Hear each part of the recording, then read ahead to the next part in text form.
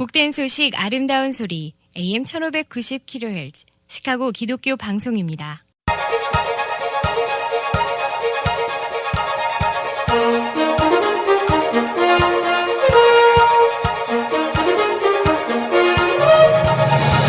김정일 해설위원의 시사 해설. 세상을 넓게 봅니다. 삶의 지평이 넓어집니다.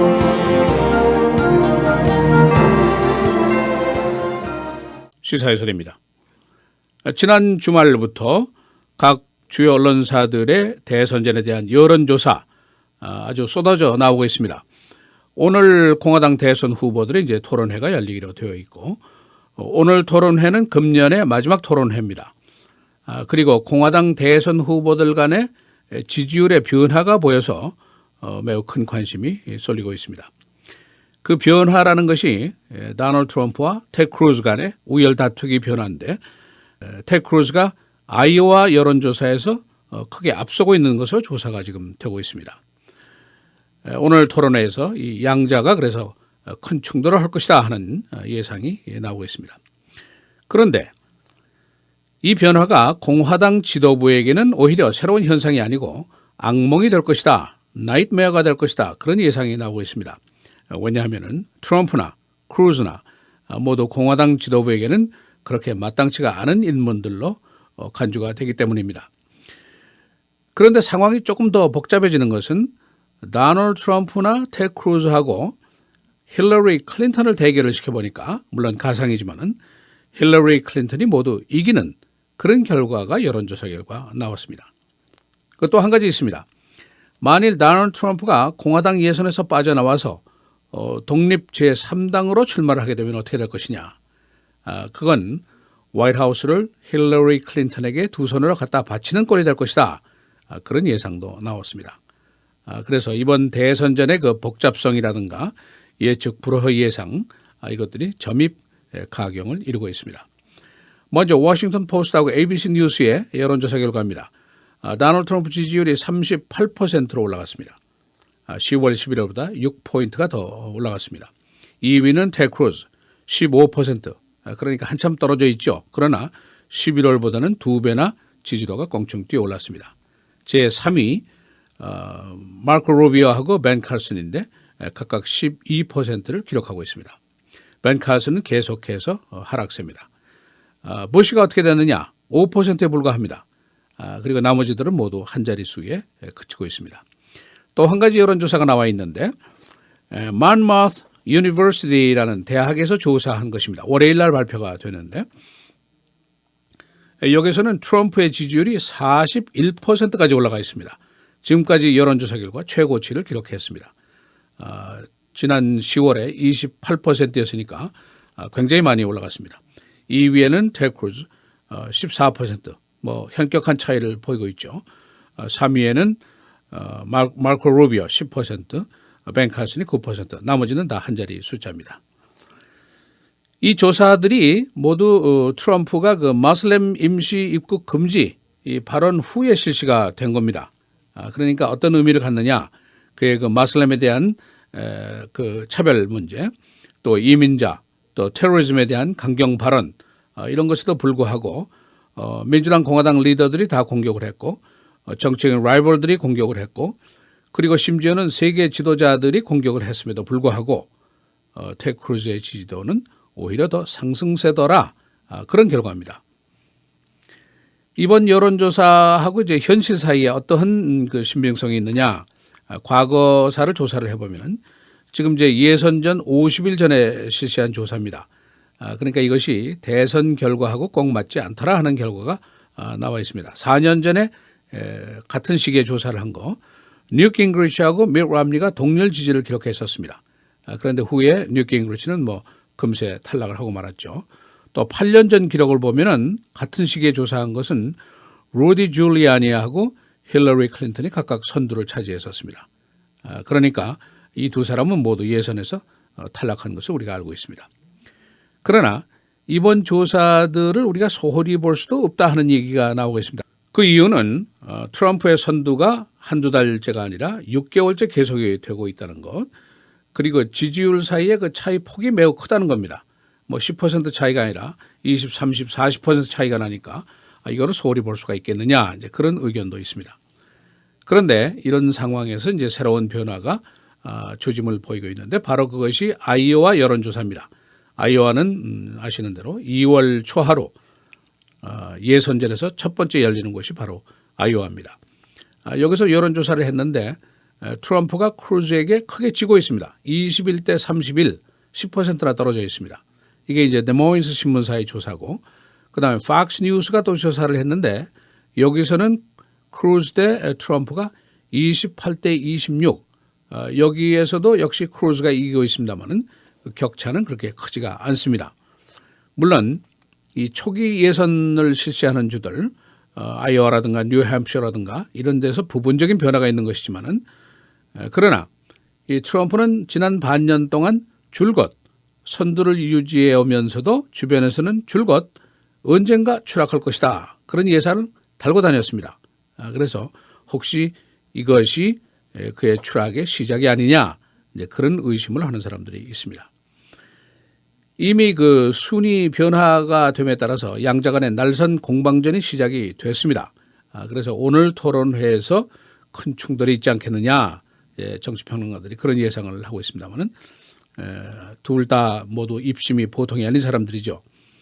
그런데 이 충돌이 있든지 또는 순위 변화가 있든지 이 두 사람이 선두에 등장한 것은 공화당 지도부에게는 모두 나이트메어다, 악몽이다, 악몽의 시나리오다 이런 판단입니다. 그 이유는 두 사람 다 파격적이고 매우 공격적이고 그 트럼프가 적을 곳곳에 만들고 있는 건 뭐 세상이 다 아는 거죠. 히스패닉, 이민자, 머슬렘, 국제정치권 모두 다 적을 만들고 있습니다. 그러면서도 이제 지지도는 올라가고 있죠. 텍 크루즈, 초선 상원의원이고 그 아이비 리그의 엘리트 율사지만은 이 사람이 이제 과격 행동을 많이 했기 때문에 역시 적으로 둘러싸여 있는 인물이 바로 이 사람입니다. 크루즈는 바로 티파리의 달링이고 그가 바로 그 오바마 케어를 말살을 하기 위해서 정부 폐쇄를 주도했던 바로 그 장본인입니다. 워싱턴 정가에서는 혹자들은 그의 별명을 Bad Boy 이렇게 부르기도 하고 이 사람이 대선 출마를 하는데도 불구하고 동료 상원 의원들 100명 중에서 이 사람을 지지하겠다고 공표하고 나온 사람이 단 한 명도 없습니다. 그만큼 이 상원 내에서 평판이 좋지 않다는 결론이죠. 그래서 공화당의 선거 전략가들은 크루즈가 트럼프보다는 조금 낫겠지만은 대통령으로서 본선에서 선출 가능성을 두고 볼 때는 결국 그게 그거 아니겠느냐. 양쪽 다 악몽의 시나리오다. 그런 반응들을 보이고 있습니다. 게다가 이제 오늘 라스베가스에서 CNN이 주관하는 토론회인데 양자가 크게 충돌이라도 하게 되면은 본선에서 표 떨어지는 소리가 들리지 않겠느냐. 이제 그런 우려의 소리도 벌써 나오고 있습니다. 이 공화당 지도부의 걱정이 기우가 아니라는 증거가 있습니다. 뭐냐면은 NBC 뉴스하고 월스트리트저널이 공동으로 최근에 여론조사를 했는데 후보들끼리 그 가상 대결을 시키는 겁니다. 매치업이라고 그러죠. 그런데 트럼프하고 클린턴을 매치업을 시켜보니까 40대 50 클린턴이 훨씬 승리의 가능성이 높습니다.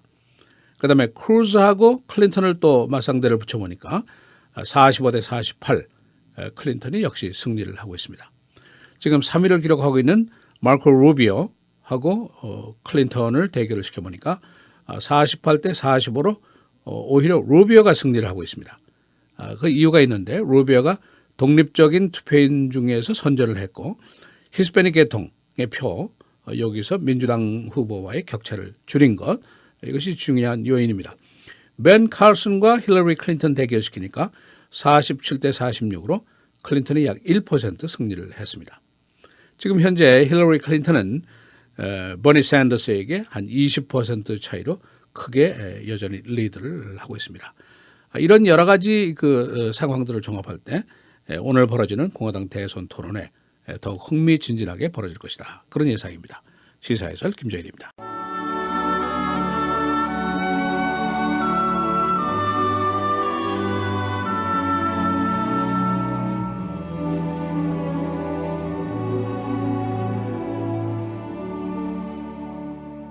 내 형제들아, 만일 사람이 믿음이 있노라 하고 행함이 없으면 무슨 유익이 있으리요? 그 믿음이 능히 자기를 구원하겠느냐?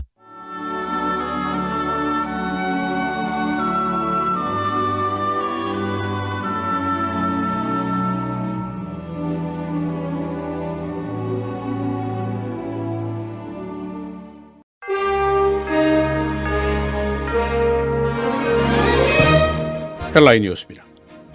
공화당 대선 후보 토론회가 오늘 라스베이거스에서 열리게 됩니다. 오늘 토론회는 테드 크루즈가 아이오와 여론조사에서 도널드 트럼프를 앞선 가운데 열리게 됩니다. 다른 여론조사에서 크루즈와 트럼프는 모두 클린턴에게 패배할 것으로 조사가 됐습니다. 탈레반에게 억류됐다가 풀려난 사진 보 볼락이 군사재판에 회부됩니다. 탈영 그리고 동료 병사를 위험에 빠뜨린 혐의를 받고 있습니다. 그는 유죄 판결 시에 종신형까지 처해질 수 있습니다. 모슬렘 국가들이 연합해서 테러리즘과 싸우기로 결정했습니다. 모슬렘국 34개국은 앞으로 연합군을 편성해서 테러리스트 공격에 나설 계획입니다. 이들은 사우디 리야드에 본부를 두었습니다. FBI가 메릴랜드에서 아이시스를 지원하려고 계획한 남자를 체포했습니다. 30살 모하메드 엘 스나라.